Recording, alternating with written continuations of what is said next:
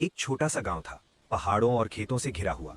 उसी गांव के किनारे एक चौड़ी नदी बहती थी और उसी नदी पर निर्भर था रामू, गांव का एक मेहनती मछुआरा। रामू रोज सुबह नदी में उतरता, मछली पकड़कर बाजार में बेचता और उसी कमाई से उसका छोटा सा परिवार, बीवी, बूढ़ी माँ और 2 छोटे बच्चे अपना पेट भरता। लेकिन एक दिन मौसम ने अचानक करवट ली। आंधी, तेज बारिश और डरावनी बिजली, सब कुछ एक साथ टूट पड़ा। हवाएं ऐसी चल रही थी जैसे छप्पर उड़ा ले जाएं। गांव के लोग अपने घरों में दुबके बैठे थे।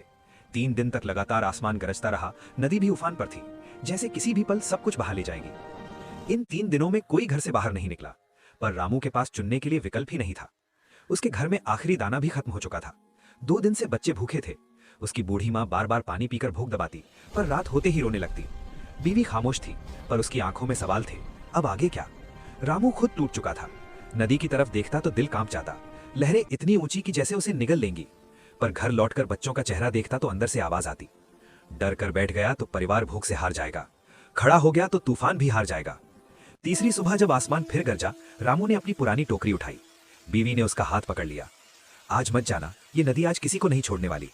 रामू ने हल्की मुस्कान दी। मैं नहीं गया तो हमारे बच्चों की सांसें कौन बचाएगा? वो निकला। तेज हवाएं उसके कपड़े उड़ा रही थीं, कीचड़ में पैर धंस रहे थे। नदी के किनारे पहुंचते ही एक लहर उसके पैरों तक आई, बर्फ जैसी ठंडी, पर वो अडिग खड़ा रहा। रामू ने अपने छोटे से लकड़ी के डोंगे को पानी में धकेला। हर लहर उसे पीछे फेंकती, लेकिन वो डटा रहा। बिजली आसमान चीर रही थी, पर उसके दिल में सिर्फ एक ही रोशनी थी, अपने परिवार को बचाने की। अंदर जाते जाते अचानक उसे एक जगह पर मछलियों का बड़ा झुंड नजर आया। उसने पूरी ताकत से जाल फेंका, हवा, ठंड और लहरों के बीच। किस्मत जैसे उसी की हिम्मत देखकर मुस्कुरा उठी। जाल फटने की हद तक भर गया था। वो वापस किनारे लौटा, भीगा हुआ, कांपता हुआ, लेकिन आंखों में जीत का तेज। जब वो घर पहुंचा, बच्चों ने उसे देख दौड़कर गले लगा लिया। बीवी की आंखों से आंसू बह रहे थे, पर इस बार डर के नहीं, गर्व के।